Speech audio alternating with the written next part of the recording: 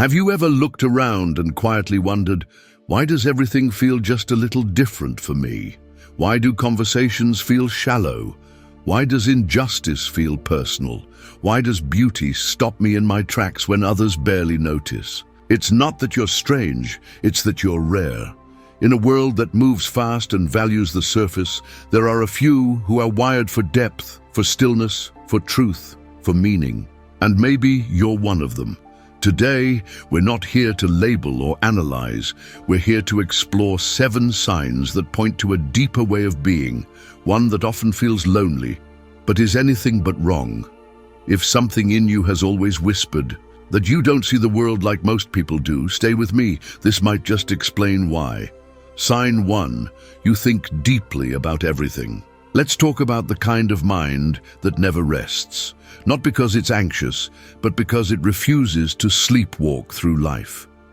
While others float across the surface of things, satisfied with convention, numbed by distraction, and lulled. By habit, you dive into the depths.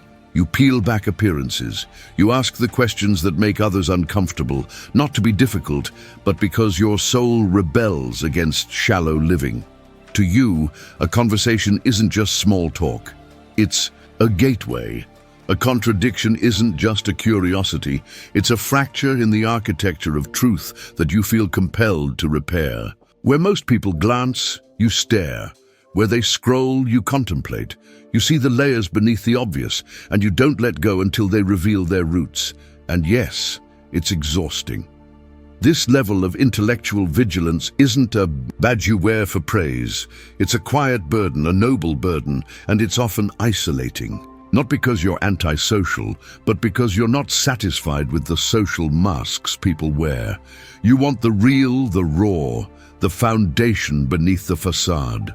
Imagine this. You're sitting at a dinner table surrounded by people laughing over harmless jokes and discussing trends and weekend plans. You smile, you listen, but your mind has already drifted elsewhere, not because you're bored, but because something someone said triggered a question about human nature, or the structure of time, or the paradox of desire. You don't say it. Aloud, you've learned that not everyone wants to follow you into the deep end, but it stirs in you anyway. Later that night, long after the conversation ends, you find yourself searching for ancient texts, pulling threads of thought together, dissecting the psychology behind a comment most people forgot the moment it was said. And it's not that you think you're better, it's that you simply can't turn it off. You're wired for depth, not distraction, for clarity, not comfort. And the truth is, most people aren't. This isn't overthinking in the pathological sense. It's not insecurity, it's awareness. It's a mind trained not by fear, but by purpose, a kind of internal compass that refuses to accept unexamined assumptions as truth. Marcus Aurelius wrote, "The soul becomes dyed with the color of its thoughts." You've taken that to heart because you understand, maybe even intuitively, that if your foundation is built on illusions, no matter how elegant the architecture above, it will eventually crumble. So you dismantle, you challenge, you rebuild, not to win arguments, but to live honestly. You think not to appear intelligent, but because thought is the raw material of a life well lived. And when you see others parrot opinions they've never examined or laugh off questions that leave you haunted, you don't feel contempt, you feel distance. A kind of sacred solitude that says, I'm not like them. And that's okay. But with that clarity comes responsibility. Because once you see how ideas shape actions, how beliefs sculpt behavior, and how behavior builds culture, institutions, and systems, you realize that even your private thoughts have public consequences. If you think poorly, if you let your beliefs grow lazy, dishonest, or shallow, you're not just harming yourself, you're weakening the fabric of what you touch. You may not be a leader, but someone is watching you. You may not be speaking, but someone is absorbing your silence. So you choose your words with care. You examine your assumptions like a craftsman inspects his tools. You walk through life with a kind of sacred intensity, not because you're dramatic, but because you know what you think becomes who you are, and who you are becomes what the world will one day inherit. This isn't a call to pride. In fact, it's the opposite, because thinking deeply also means confronting the terrifying complexity of life. It means realizing how little you actually know. It means looking in the mirror and seeing not a philosopher, but a student, always learning, always refining, always humbled by the vastness of what remains unclear. The Stoics believed in this humility. Epictetus said, "It is impossible for a man to learn what he thinks he already knows." And you've taken that to heart. Your quest for truth isn't arrogant, it's reverent. You study not just facts, but yourself. You don't just dissect external problems, you interrogate your motives, your reactions, your blind spots. You don't just look at the world, you try to see how you shape it. So if you've ever felt strange, misunderstood, even alienated because your thoughts move in spirals instead of straight lines, know this. It's not a defect. It's not something to suppress. It's a signal. It means you're paying attention. It means you haven't numbed yourself to the terrifying beauty of being alive in a universe no one fully understands, and in a world increasingly engineered. For passive consumption, your refusal to be mentally sedated is not just rare, it's heroic. So continue to ask the hard questions. Continue to sit with what others rush past. Continue to think, not just to solve problems, but to live a life built on something solid, something earned, something true. Because at the end of the day, a mind that seeks truth without fear is not a burden. It is a light in a world that has forgotten how to see. Sign 2, you feel emotions intensely. Let's talk about what it means to live wide open, not in theory or poetry, but in the raw, unfiltered reality of being someone who feels everything all the way through. While most people learn to compartmentalize their feelings, neatly boxing them away in the name of convenience or control, you don't get that luxury. When life touches you, it doesn't just brush past. It carves its name into you. Joy doesn't visit gently. It sweeps in like a storm. Sadness doesn't whisper, it roars. Beauty doesn't pass by unnoticed. It stops you in your tracks. You experience life in full spectrum, and whether the world understands it or not, that is rare. Most people live muted. They float, but you burn. Picture a moment in everyday life. You're in a cafe and someone nearby drops their guard. For just a second, maybe it's the tired slump of their shoulders or a brief crack in their smile. Most wouldn't notice, but you do. And that's all it takes. You absorb it, you carry it. You might not even know them, but you'll think about that person all day, not out of pity, but because your perception is finely tuned. You don't just see the world, you feel it. Like a musician hears the note others miss, or a painter sees the shade others blur. The Stoics often spoke of perception, how clarity of vision was the root of wisdom. You were born with that clarity, but for you, it's not just intellectual, it's emotional. And it's not easy. This isn't a switch you can flip. You can't choose to unfollow your instincts. You don't get to decide, today I'll feel less and actually succeed. You carry emotions like some carry armor, but yours isn't protection. It's openness. You're not numb, dulled by distraction, or hiding behind sarcasm. You live exposed to the elements. That means a single careless word can echo for days. A forgotten gesture can linger. A look, just one, can haunt you. You don't just recall what was said. You remember the temperature of the room, the tone, the tension, the unspoken things that passed like static between people. But this isn't fragility. The world may call it too sensitive, as if it's a flaw, but let me be clear, this is a form of power, a kind of emotional precision that most people have lost. The Stoics never taught us to kill our emotions. They taught us to master them, to observe them, to ride their wave without being wrecked by it. And that's your challenge, not to mute what you feel, but to wield it like a blade sharpened by discipline.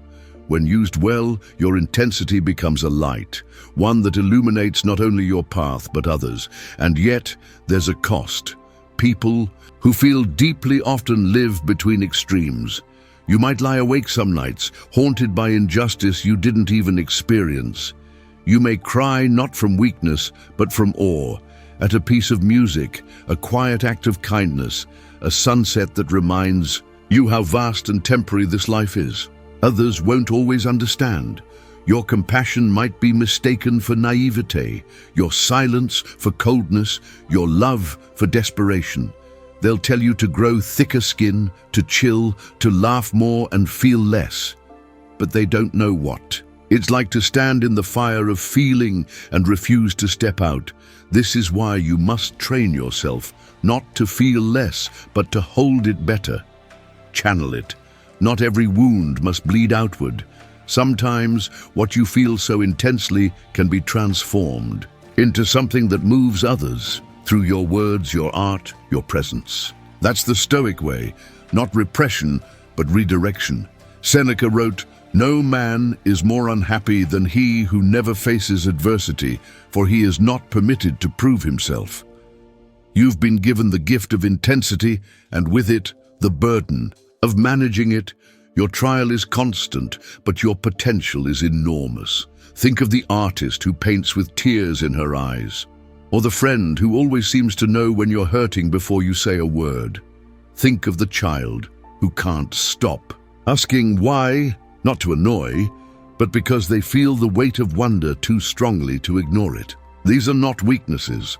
These are signs of people who haven't been sedated by cynicism. And in a world growing colder by the hour, that is something to hold on to with pride. If you're someone who still cries at beauty, who still feels too much when everyone else shrugs, who lies awake thinking not just about your own problems, but about someone else's pain, know this: your capacity to feel is not a liability. It is your humanity fully awake. Your presence is not here to be tamed, diluted, or made easier for others to digest. You are not too much. You are exactly enough for the world that needs you most. But remember, you must also protect that depth. Learn when to step back. Learn when to guard your energy, not to isolate, but to sustain. Because you are not here to be consumed by the fire. You are here to carry it. And when you do, you light the path for those who have forgotten how to feel. You are not here to numb yourself. You are here to remind others that life, real life, is still worth being moved by. At the end of the day, emotional intensity is not your burden. It is your invitation to live vividly, to love deeply, and to feel with such honesty that others finally remember what it means to be human. Sign 3. You notice subtle patterns others miss. Let's talk about the rare and often invisible gift of seeing what others overlook, not through calculation or conscious effort, but through a kind of quiet, persistent awareness that seems to live in you whether you ask for it or not. While most people move through life like they're reading headlines, catching the big obvious things and skipping the rest, you're reading footnotes. You're scanning tone, tension, detail, and energy. You don't just hear what people say, you hear what they're not saying. You don't just watch what's happening, you notice the shift before it happens. And you're often right. Not because you're guessing, but because you're perceiving. You're tracking subtle inconsistencies, the friction between word and expression, the slight delay in a reaction, the change in rhythm before a group dynamic breaks apart. That's not overthinking, that's discernment. The Stoics would call it trained perception, the clarity to see what is without distraction or delusion. Imagine a typical day at work. Everyone's laughing and chatting, focused on the surface of a meeting. But you notice the project manager is a little quieter than usual. You catch how their smile doesn't quite reach their eyes.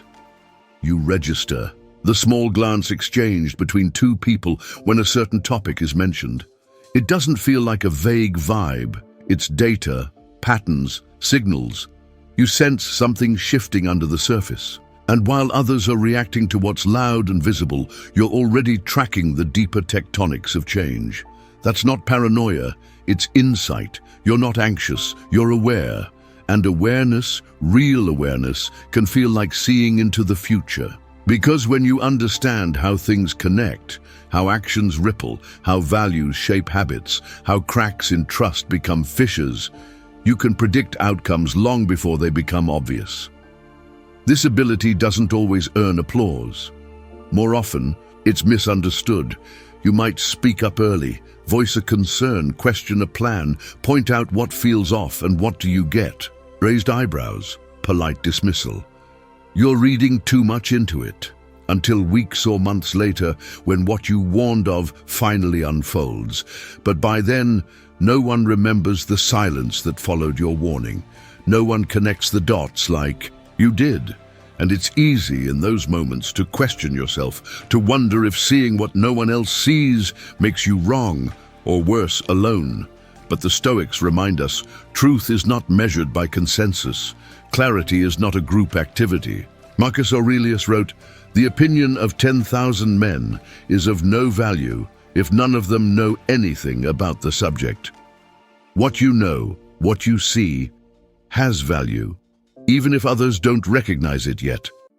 Your mind doesn't move linearly.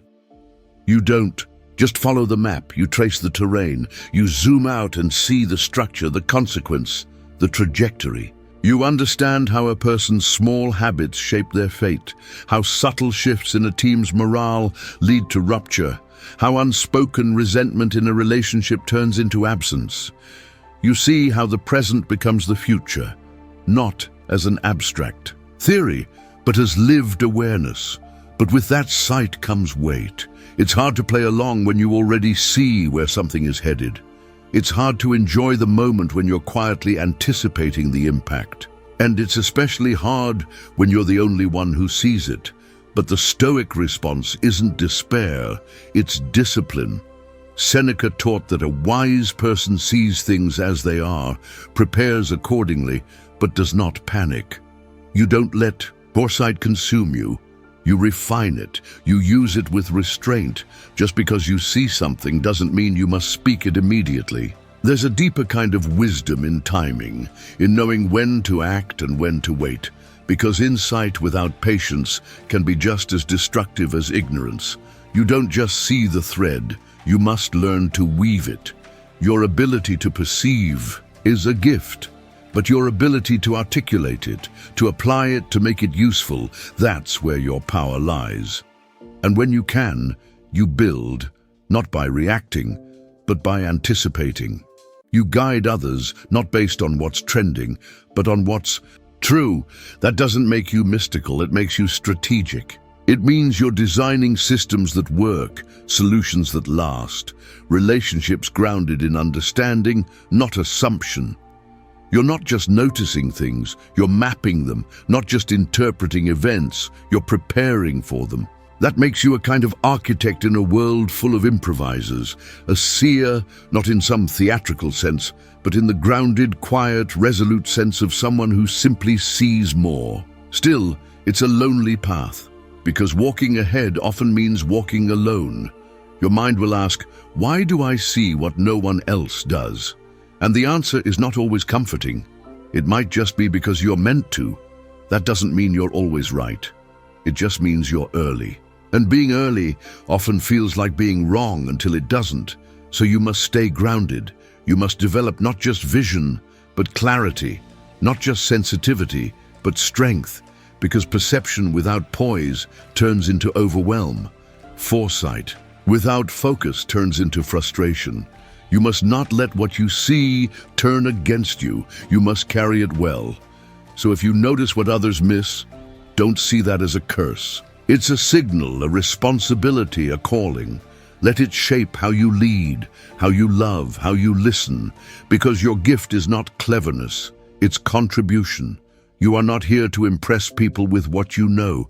You are here to illuminate what they can't yet see. At the end of the day, seeing the patterns is only half the gift. The other half is having the patience, courage, and discipline to act on them with wisdom. Sign 4, you crave authenticity above all. Let's talk about what it means to hunger for truth in a world built on performance. Not the kind of truth that's neatly packaged in slogans or self-help mantras, but the raw, unpolished truth of people's hearts. If you're someone who values authenticity above all, you already know this isn't just a personal preference. It's a core principle. It's how your soul breathes. It's the line you refuse to cross, even when it costs you. While many people drift through life wearing masks, smiling when they want to scream, agreeing to things they don't believe, blending in so they won't be questioned, you resist that with everything in you. There's a quiet rebellion inside, you that rises up anytime you're expected to pretend, to posture, to play a role. You won't fake laughter for approval. You won't say words you don't mean just to keep the peace, because something in you, something ancient and immovable, knows that the cost of lying to yourself is far greater than the cost of being misunderstood by others. Picture this. You're at a dinner party, the kind where everyone is dressed just right and saying all the right things. The conversation is surface level, polite, predictable, a little too polished. Someone asks what you do, and you give a simple, honest answer. Then you ask a question back, not to impress, but to connect. What lights you up when no one's watching? The room shifts, people glance around. One person tries to laugh it off, another changes the subject. You didn't break any rules, but you disrupted the script. That's what authenticity does. It invites depth. And for some, that invitation feels like a threat, because most people are more comfortable with roles than with truth. They cling to social masks because it's safer, easier, less revealing. But you're not interested in what's safe, you're interested in what's real. The Stoics taught that living with integrity meant aligning your inner life with your outer one. Epictetus said, if you want to improve, be content to be thought foolish and stupid. In other words, don't trade your truth for approval. And that's how you live. You'd rather be honest and alone than praised for a version of yourself you don't recognize. You don't want applause, you want resonance. You don't crave attention, you crave connection. You don't want perfect performances, you want real presence. And when people show up wearing masks, you feel it. There's a distance, a tension, a sense that the words they're saying aren't anchored in anything solid. And when you sense that, you quietly withdraw. Not out of judgment, but because you can't build anything lasting on a foundation that isn't true. You're not interested in curated perfection. You're drawn to the raw, the flawed, the beautifully imperfect, because you know that's where humanity lives. You want to know someone not as they want to be seen, but as they truly are, messy, honest, and alive. You want to be able to say, here I am, and hear back, I see you, without pretense, without performance. But when that's your baseline, the world can feel alien, because most people aren't ready for that level of honesty. They're used to playing the game, saying what keeps things smooth, doing what earns applause, following scripts they didn't even choose. So when you show up unmasked, with clear eyes and an open heart, it rattles them. They call you intense, or blunt, or too much, not because you are, but because they're not used to someone refusing to lie. This is the burden of living authentically. You will lose things. You'll lose connections that were never real to begin with. You'll be misunderstood. You'll walk alone more often than you'd like. But the Stoics knew that solitude, when rooted in principle, is not loneliness, it's strength. Seneca said, you must live for yourself before you can live for others. And that's what you do. You live aligned, not always perfectly, not always without fear, but with consistency and courage. Because you've seen what happens when people sell out their authenticity for acceptance. You've seen them build entire lives, careers, friendships, relationships on approval, and wake up one day surrounded by things they don't recognize, trapped in identities they never chose. You're not willing to pay that price. You never. Where authenticity demands self-awareness. It forces you to face yourself, not just the parts you like, but the contradictions, the fears, the unfinished places.